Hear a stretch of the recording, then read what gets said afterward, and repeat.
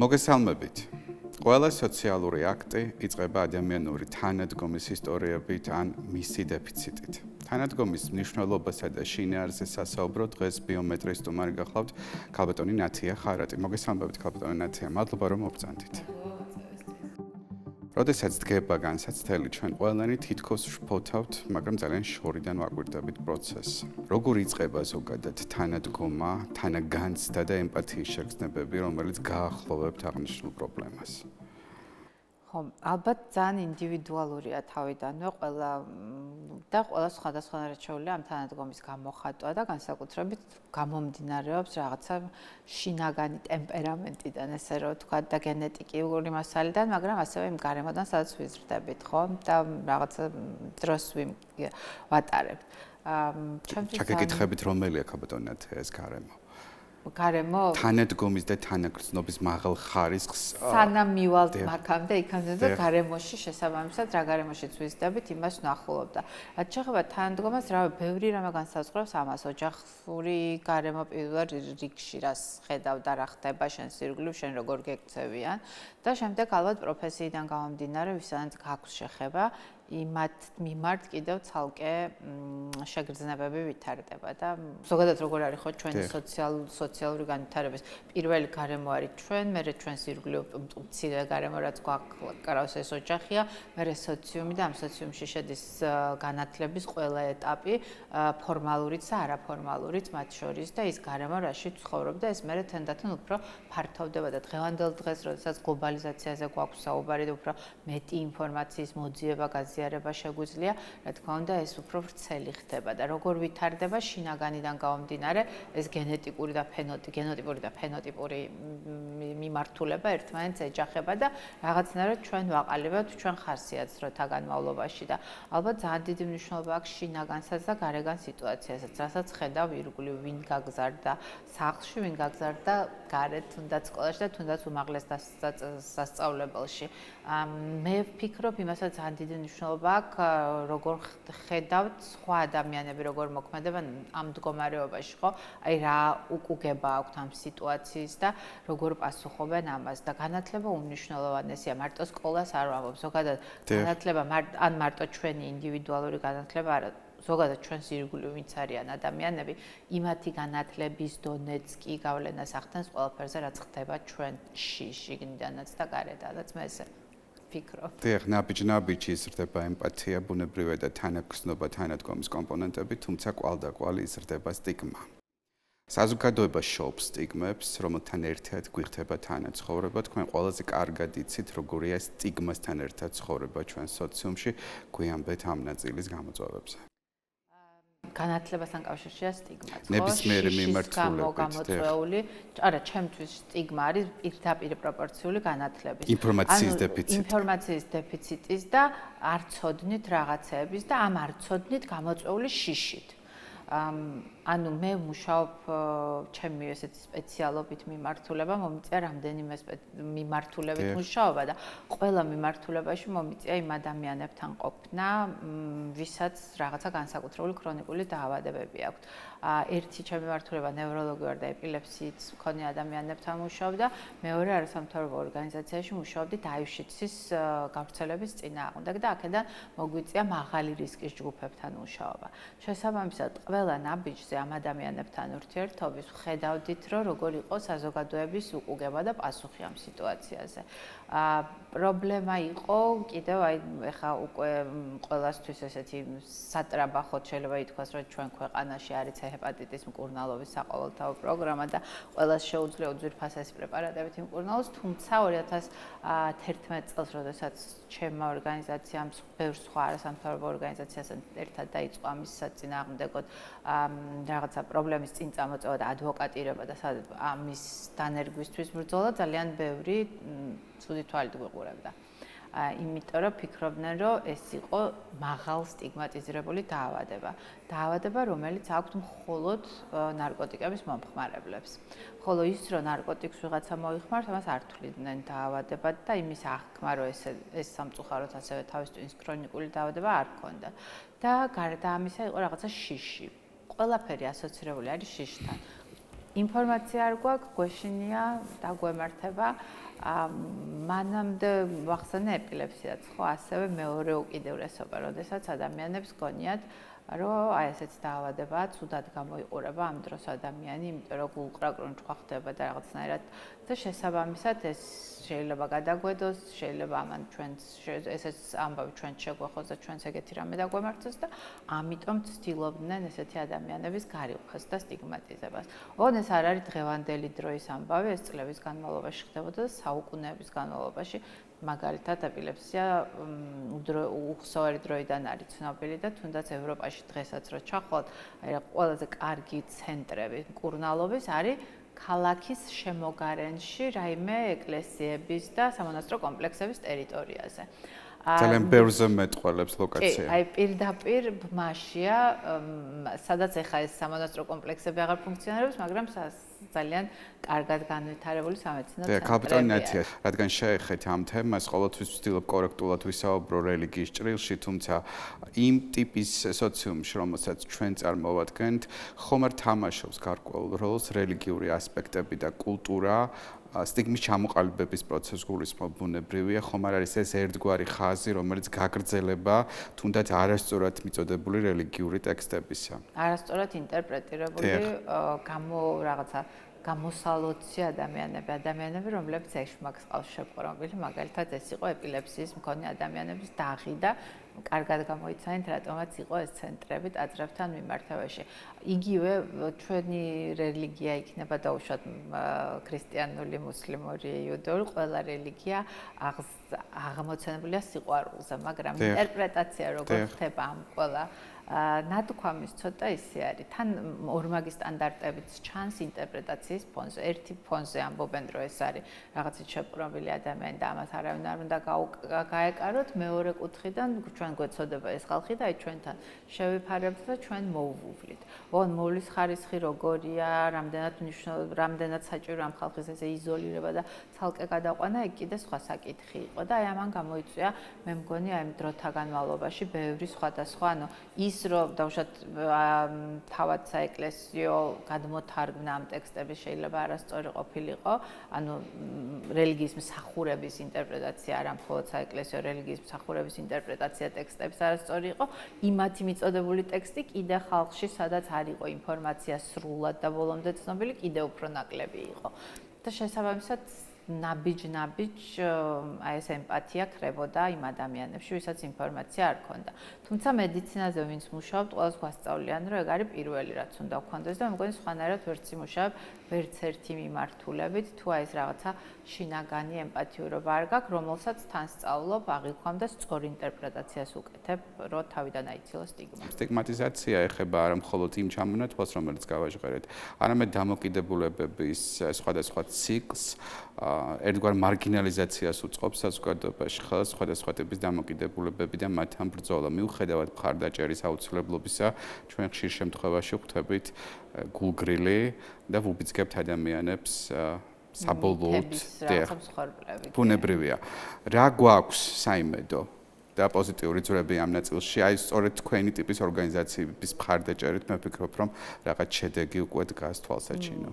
ისეთ ბევრ ქვეყანას არ არის მარტო ჩვენი ამბავი, ეს ხდება ყველგან, იხდებოდა ყველგან. მაგალითად, ეპილეფსიასთან ბრძოლის ლიგა არსებობს, ესეც საერთაშორისო, რომელიც ჯერ კიდევ მე-20 საუკუნის დასაწყისში შეიქმნა და ჯერ კიდევ იმათმა გააზრეს საერთაშორისო და ჯერ კიდევ 2000-იანი წლებამდე 1992 წელს დაიწყო ესეთი კამპანია გამოვიყვანოთ ეპილეფსია ჭრდილიდან. ანუ რეალურად იყო ამ ადამიანებს გამოყვანა ჭრდილიდან, თქმა რომ ეს დაავადება არ არის საშიში. და დღემდე მიმდინარეობს კვლევები, ვატარებთ ამ კვლევებს. მაგალითად, საქართველოში 15 წლის წინ ჩატარებული კვლევა და გაიმეორეს ჩემმა კოლეგებმა 1 წლის წინ თბილისში. ძალიან დიდი განსხვავება იყო, როდესაც იგივე სამედიცინო მედიცინის მუშაკებს, სხვა სამთავრობო ორგანიზაციების წარმომადგენლებს კითხვებს უსვამდნენ, თუ გინდათ, რომ თქვენთან იმუშაოს ესეთმა ადამიანმა, ვისაც აქვს ეპილეფსია, ან თუ შეიძლება, რომ რაღაცა თქვენი ოჯახის წევრს თუ ოჯახს შექმნიდა იმ ადამიანთან, ვისაც ჰქონდა ეს დაავადება, რამდენად მისცემდით ამის საშუალებას და კარდინალურად შეიცვალა და ძალიან კარგი შედეგები გვაქვს საბედნიეროდ გამოსწორებისკენ ეს ამბავი და შესაბამისად ადაპტაციას აქვს მნიშვნელობა და ინფორმაციის გავრცელებას. ჩემნაირი ორგანიზაციები იმ ადამიანების, ვინც ამის შესახებ, ამ პრობლემის შესახებ ხმამაღლა ლაპარაკობენ, ძალიან მნიშვნელოვანია. ასევე მნიშვნელოვანია ადაპტაციის მოხდენა საზოგადოებაში. მაგალითად ის, რომ ეტლით მოძრაობა შეგიძლიათ ეხლა ეს მოგცემს იმის საშუალებას, რომ გამოხვიდეთ. ჯერ 2009 წელს მეგობართან ერთად ვიყავით ევროპაში ერთ-ერთ დიდ კონფერენციაზე ნევროლოგიის მიმართულებით და ჩემი მეგობარი მეუბნება, უიმეო, ამათო რამდენი შეზღუდული შესაძლებლობების ნევროლოგიის ჩემზე პატარა იყო თანასაკით შეზღუდული შესაძლებლობების ადამიანი ყოლიათო. მოთხარი არამედ კი იმას მეტი ყავს ჩვენ უბრალოდ ეს ხალხი გარეთ გამოდის, იმიტომ რომ ტრანსპორტი ავტობუსი რო გაჩერდა, მძღოლი გადმოვიდა და დაეხმარა ეტლით მოსარგებლე შესულიყო ეტლით ავტობუსში.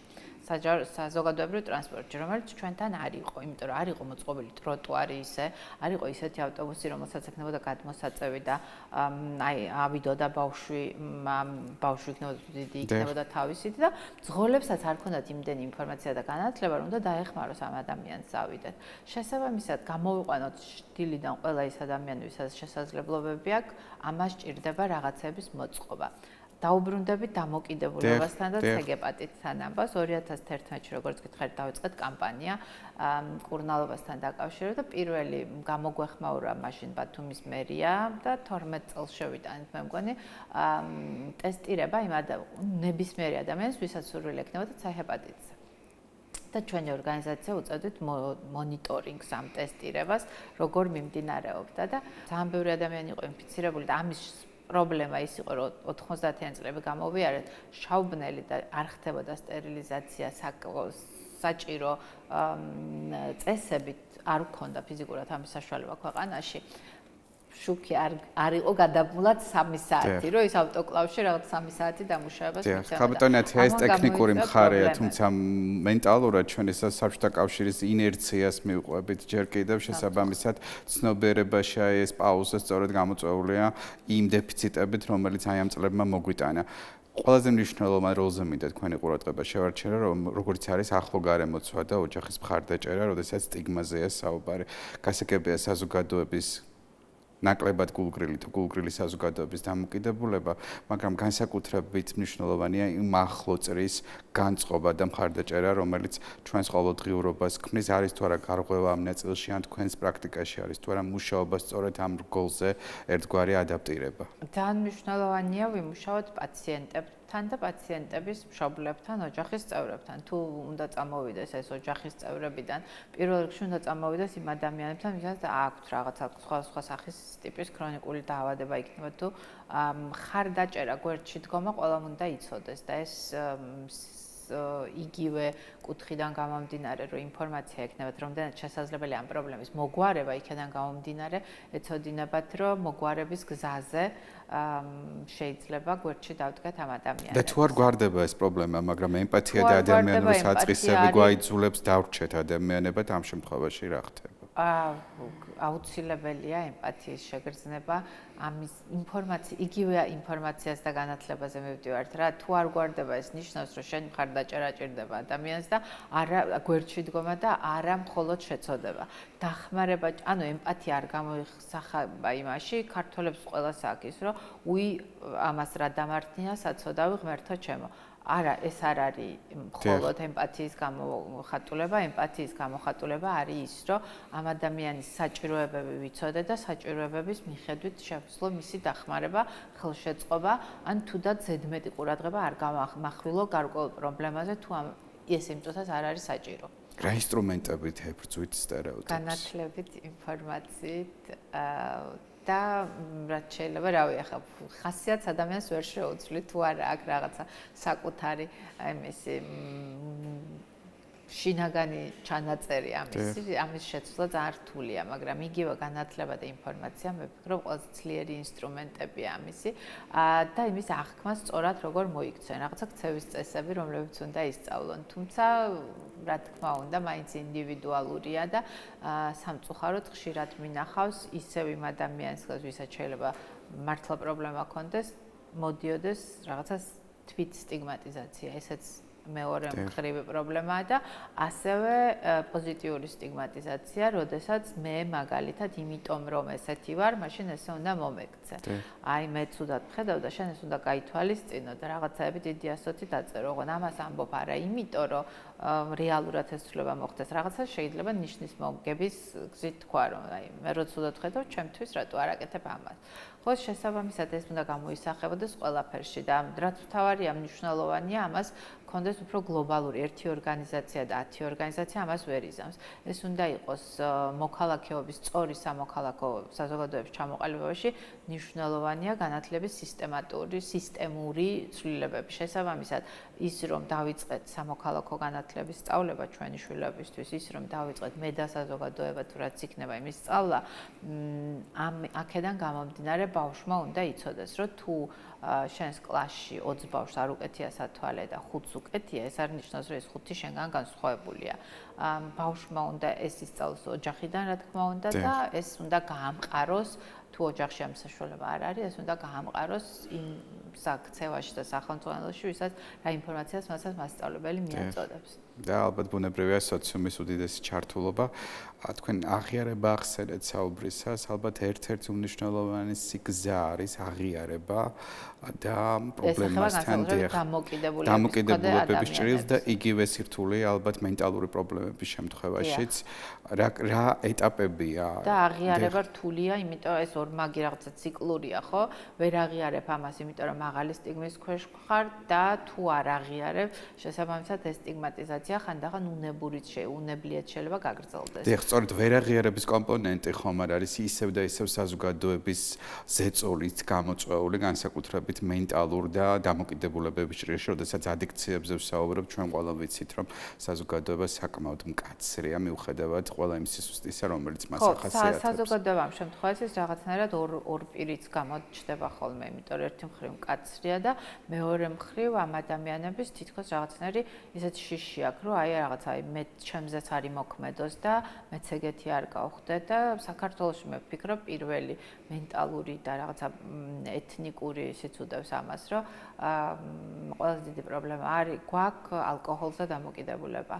მაგრამ იმის გამო რომ ვთვლით, რომ ეს ღვინო ჩვენი გენეტიკის ნაწილია, ამაზე ხმამაღლა არ ვსაუბრობ. ძალიან საინტერესო მიგნებაა, სხვათა შორის პირველად გაჟღერდა ამ სტუდიაში ამ რაკურსით ალკოჰოლთან დამოკიდებულება, თუმცა მე ვფიქრობ, რომ რიცხობრივად ნარკოდამოკიდებულებების ჭრილიც იზრდება ყოველდღიურად ჩვენ და სამწუხაროდ. ნარკოდამოკიდებულების ჭრილი ძალიან მაღალია 90-ებიდან მოყოლებული და არც ერთი დრო არ ყოფილა იმისი, რომ ამის მიმართ დაკლებული რამე რაოდენობის კლებისკენ ქონოდა მიუხედავად კაცრი კანონმდებლობა გამოვიარეთ ჩვენ პერიოდი, როდესაც სახელმწიფოს მხრიდან იყო ძალიან მაღალი კონტროლი ამისა და ნარკოდამოკიდებულების ყველას ჰქონდათ ესეთი ემოცია და წინასწარ განწყობა, რომ შეიცვლება და ძალიან შემცირდება. შეიცვალა შეიძლება შემცირდა შეიძლება კონკრეტული ნარკოტიკის მოხმარება, თუმცა ამას გავლენა არ მოუხდენია ამ ადამიანებზე სხვა რაღაცას ეძებდნენ, რომ თავისი ადიქცია ჩაენაცვლებიათ. კაპიტონეთი ესეთ მოჭარბებულ ადიქციას რას უკავშირებს? დისფუნქციური გარემო შესაძლოა არის ამის წინაპირობა? სტრესული გარემო, რომანტიზება, გაზრდა. ჩვენ ვიცით წლები, როდესაც მსგავსი ცხოვრების წესი იყო საკმაოდ ახალისებული. და ამიტომ არის იცით რა ამის დეკრიმინალიზაცია და სწორი ნარკოპოლიტიკა ძალიან მნიშვნელოვანია. სამწუხაროდ ამას ვერ მივაღწიეთ უკვე აგერ 30 წელია. გვაქვს ამის კარგი მაგალითები ევროპული ქვეყნებისა დეკრიმინალიზებულია ნარკოტიკის მოხმარება. კატასტროფულად დაკარგა პოპულარობა პირველ რიგში ნარკოტიკმა, როდესაც ადამიანებმა აღვიქვეს ადიქცია როგორც თავის ტვინის დაავადება და არა როგორც რაღაცა ისეთი, რომელიც ადვილად მოსაშორებელია და გვაქვს აზიას და რუსეთის მაგალითი, სადაც ძალიან მკაცრი ნარკოკანონმდებლობაა, თუმცა საერთოდ არ შემცირებულა არაფერი და მიუხედავად ამისა, მაინც მოხმარებაც მაღალია, ციხეში ხალხის რაოდენობაც მაღალია, თუმცა გავლენას პრევენციას როგორ ხედავთ ან საერთოდ პრევენციას ხედავ სკოლიდან დაწყებული, ბაღიდან დაწყებული, ამის ინფორმაციის სწორ მიწოდებაში დაგეგმული, ანუ ეს ერთი ორგანიზაცია და ისე გამეორდები, რომ მხოლოდ არასამთავრობო სექტორი, რომელიც თავის მხრივ სტიგმატიზირებული ხდება ჩვენ ქვეყანაში ბოლო 6 თვის მანძილზე ალბათ კიდევ უფრო უარეს მდგომარეობაში მოექცევა, ვერ მოახერხებს. ეს უნდა იყოს რაც შეიძლება ბევრი სწორი ინფორმაცია მიწოდებული განათლების სისტემით. და ეს იწყება ბაღიდან. განვითარებულ ქვეყნებში, ისრაელში ვიყავ 1 წელი, 1 თვენახევარი დიდი ჯგუფი ვიყავით, სადაც გავდიოდ სწავლობდით მაგალითს. ადამიანი, ვინც აკონტროლებს ნარკოტიკებისთან ბრძოლის მთელ კონსორციუმს, პირდაპირ ექვემდებარება პრეზიდენტს და მას ყავს წარმომადგენელი ყველა სამინისტროდან. და ყველა სამინისტრო თანმიმდევრულად ღებულობს ამას მონაწილეობას. რა თქმა უნდა, განათლების სამინისტრო მნიშვნელოვანია და ბაღის ასაკში ჯერ კიდევ ასწავლიან ბავშვებს, როგორ თქვან, უარი რაღაცაზე, რაც არიციან რა არის. და როგორ თქვან, უარი რაღაცაზე, რაც უცხო ადამიანმა მოაწოდა. გარდა იმისა, რომ დაუშვათ ეს იწყება იმითი, რომ უარს ამბობენ და თავს იკავებენ, ყველა ეტაპზე, რა ეტაპზეც დახმარება ჭირდებათ, ყველა ეტაპზე არის რეაბილიტაციის და მკურნალობის პროგრამები, სახელმწიფოს მხრივ დაფინანსებული და უფასო და ზიანის შემცირების პროგრამები და კონკრეტულად არის იდენტიფიცირებული, რომ ეს ადამიანები არიან ავად, იმყოფებიან სახელმწიფო კონტროლის ქვეშ, იმიტომ რომ ანუ იგივე ჩვენთან დაუშვათ მეტადონის პროგრამის ბევრი მოწინააღმდეგეც მინახავს და ბევრს ეგონა რომ ეს იყო სამკურნალო პროგრამა. ეს არ არის სამკურნალო, მაგას მეთოდოლოგიას ქვია ზიანის შემცირება, როდესაც ჩვენ ადამიანები ამ თავის ქრონიკულ დაავადებას ვერ ერევიან სამწუხაროდ, ეგენი ჩანაცვლება ხდება უფრო ნაკლებ ზიანის მომტანით ნივთიერებებით. და თამდევი კრიმინალური გამოვლინებების ერთგვარი შემცირების მცდელობა ჩანაცვლებით. თუმცა ასეთ დროს ზოგადად ნებისმიერ ადიქციის და სირთულის და გამოწვევის დროს ღარიბდება შინაგან ემოციური მდგრადობა. ძალიან ბევრი რამე იცვლება თავის ტვინში ამ დროს და კონკრეტულად რთული ხდება ამის ჩანაცვლება. როგორი უნდა იყოს ქმედითი მხარდაჭერის ნაბიჯები? ყველა ნაბიჯზე უნდა ვიმუშაოთ. უნდა ვიმუშაოთ განათლების სისტემაში პირველადი პრევენცია ქვემა, ანუ ქვია მაგას, ანუ პრემორბიდული დაავადების დაწყებამდე. უნდა ვიმუშაოთ შემდგომ პრევენციაზე, ანუ უკვე როდესაც რაღაცა ნიშნულები ჩანს ის როგორ გამოასწოროთ დროზე რომ შემდეგ ეტაპზე არ გავიდეს. მაგალითად ვიცით რომ უფრო სუსტი და ეგრეთ წოდებული გამშვები ნარკოტიკების გამოყენება ხდება ხო სხვა იმისი და პლუს კიდე დაგვემატა ამ შემთხვევაში ქცევითი ადიქციებიც ხო რომელიც ძალიან აზიანებს ახლანდელ ახალგაზრდობას და მათ შორის гаджеტები ბევრი ციფრული ტექნოლოგიის ძალიან მნიშვნელოვანი და განვითარებისთვის სწავლისთვის ინფორმაციის მოძიებისთვის საუკეთესო საშუალებაა, თუმცა ამის კონტროლი ყოველთვის უნდა ხდებოდეს და ის რომ მშობელი, რომელიც ცდილობს რომ რაღაცა დრო დაუთმოს, ვერ არა აქ დრო და მე მესმის არანაირად განსჯის კუთხით არ მაგ უბრალოდ ამაზე უნდა დაფიქრდეს ყველა მშობელი. ხავატონეთი ამით რა არის? ყურადღება მინდა თქვენი შევაჩერო კონკრეტულად ამ ძალიან საინტერესო ნაწილზე. გასაგებია რომ გარკვეული ვადით შეზღუდვები უნდა დაწესდეს, თუმცა დღეს თანამედროვე ცხოვრებამ ყველა მომსახურების სფეროდან დაწყებული დასრულებული ფინანსურით გადაიტანა ციფრულ პლატფორმებზე. უარის თქმა მომავალი თაობისთვის ნიშნავს მარგინალიზაციას ტექნოლოგიებზე, უარის თქმა ფიზიკურად არ გამბოვა არც ერთ პროფესიულ მიმართულებაში, იმიტომ რომ გეთანხმებით აბსოლუტურად. რით უნდა იხმძღვანელოს ამ შემთხვევაში მშობელმა დილეტანტმა, რომელსაც არ აქვს პროფესიული უნარჩვევები, ისეთივე როგორც თქვენ, მაგრამ მას აქვს სურვილი მოისმინოს სწორი რეკომენდაცია. აქ არის დროის ბალანსზე საუბარი, კონტენტზე, რომელსაც მოიხმარს მოზარდი, თუ რა ფილტრი უნდა დადოს საიმისოთ, რომ ადიქციამდე არ მივიდეს ეს დამოკიდებულება. ყოველივე მათგანს აქვს ყველაფერს აქვს მნიშვნელობა და შესაბამისად რაღაცა ამის გამო უნდა არსებობდეს, რავი, მშობელი უნდა მივიდეს პროფესიონალთან კითხვისთვის, ხო, ყველა უნდა როდესაც ეს გაღიზიანება ეწყება ბავშვებს, როდესაც ეს უკვე იწყებს ამ ჩვევის ჩამოყალიბებას და ჩამორთმევა. კიბერუხასიათობა ასეთი ტერმინიც გაჩნდა. ჩამორთმევა იმ რაღაცა гаджеტის უკვე იწვევს აგრესიას ბავშვის მხრიდან მშობლის მიმართ და აი ესეთ რამებს სანამ შეამჩნევს და სანამ კიბერუხასიათობის ნიშნები გაჩნდება და სანამ უკვე აგრესიას გამოიწვევს, უნდა მიმართონ სპეციალისტებს, ხო, ფსიქოლოგებს, ჩანაცვლება და იქ ხელმძღვანელობს რჩევით.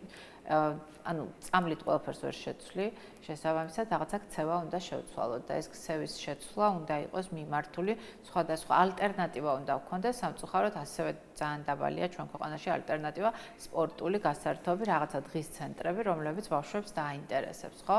და მისთვის სოციალიზაცია ვერ ხდება ნატურალურში და შესაბამისად გადადის ამას მაშინ ვირტუალურ სამყაროში უფრო ადვიალიას მეგობრების ყოლა სოციალიზაცია და რაღაცა სხვა ცენტრები ახალგაზრდული ცენტრები, ანუ რითი მოახდინეს ისევ ამის ჩანაცვლება, ახალგაზრდული ცენტრები, წრეები, ხო, სკოლებში შეიძლება იყოს სკოლის გარეთ იყოს ახალგაზრდული ცენტრები, რომლებიც სხვა მუნიციპალიტეტები, ეს მიღებული მეთოდოლოგიაა ყველა პატარა სოფელში, საზღვარგარეთ, ევროპულ ქვეყნებში შეგიძლიათ ნახოთ ახალგაზრდული ცენტრები, სადაც ბავშვებს სკოლის შემდეგ იკრიბებიან და სხვა სახის გასართობებს ნახულობენ შესაბამისად კულტურალურად, რაც არის მნიშვნელოვანი იმ კონკრეტული ადგილისთვის, ხო?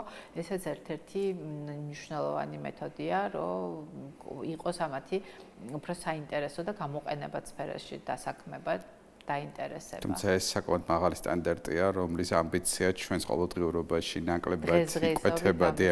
კაპიტონეთი ნებისმიერი ცვლილება საზოგადოების განწყობის და სრულის მიუხედავად ამეთანხმებით, რომ იწყება ცვლილებებით საკუთარ თავში.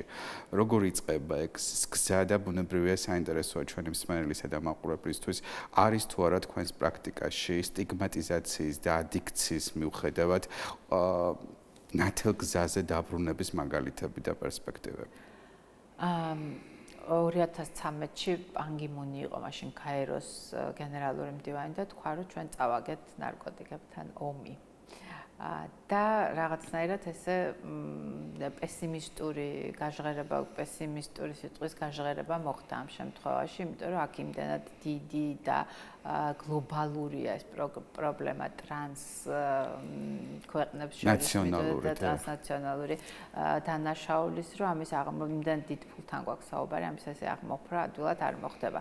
მაგრამ მაინც აი ისევ სამედიცინო სფეროში ფსიქოლოგების, სოციალური მუშაკების, დახმარების საშუალებით, განათლების, ჩანაცვლების და საჭიროების შემთხვევაში მკურნალობისაც ამ კუთხით უნდა გავაგრძელოთ მოქმედება. და მიუხედავად იმისა, რომ ეს აღიარეს, მაშინ გაერომ არც ერთი პროგრამა არ შეწყვეტილა კაიროსი მხარდაჭერის გვერდში დგომის და გაანალიზების და რა თქმა უნდა იმ ადამიანების ჩართულობა, რომ რესოციალიზაცია და რეაბილიტაციის შემდეგ რესოციალიზაციაც მოხდეს. და ყველაზე კარგი მაგალითი იქნება მაგალითი ამ ადამიანის, ვინც უკვე გამოიარა ეს გზა, იცის ამ გზის კარგი და ცუდი და ებმება თვითონ სოციალურ სამუშაოში და ამის გამოცდილება საქართველოშიც არსებობს.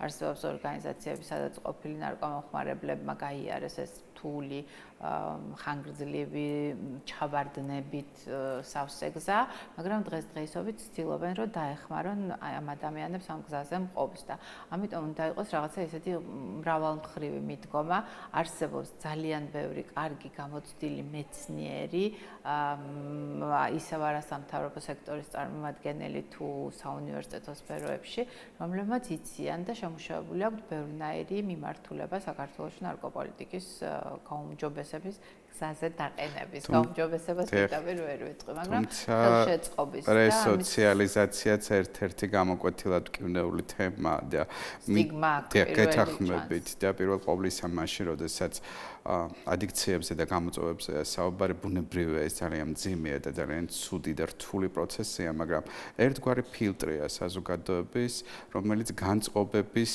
ინდიკატორი ხდება და შენს ირგვლივ ტოვებს მხოლოდ იმ ადამიანების არეალს, რომლისთვისაც საბოლოოდ ძალიან ძვირფასი ხარ შენი მინუსებით, ადიქციებით, დიაგნოზით და სხვადასხვა გამოვლინებებით. ეს არის ალბათ ერთ-ერთი სამწუხაროდ უამრავი პრობლემის მიღმა მონაპოვარი, რომელიც გამოწვევას აქვს ამ ცხოვრებაში.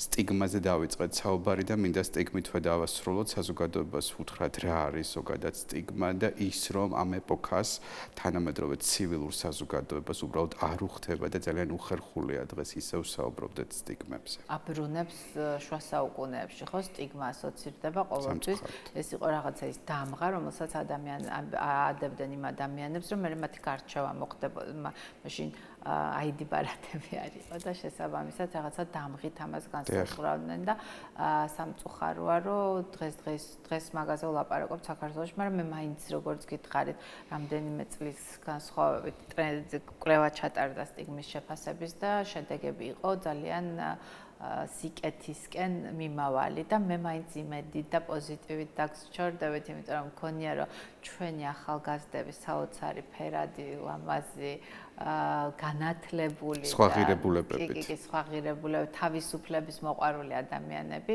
ამ სტიგმას ესე აღარ აღიქვამენ და მე ძალიან დიდი იმედი მაქვს, რომ ჩვენი შვილების თაობაში სტიგმაზე საუბარი აღარ დაგვჭირდება და შევხვდეთ სხვა ასაკში და დიდი იმედი მაქვს, ვიმედოვნებ, უღრმესი მადლობა, მადლობა საინტერესო საუბრისთვის, მადლობა კომპეტენტური პასუხებისთვის და იმ კეთილგანწყობისთვის, რომლითაც დაასრულეთ საკმაოდ მძიმე თემაზე საუბარი. მაყურებელს აქვე შევახსენებ, რომ ბიომეტრიის შეკითხვას პასუხობდა ქალბატონი ნათია ხარატი. მადლობა გიხდით ყურადღებისთვის.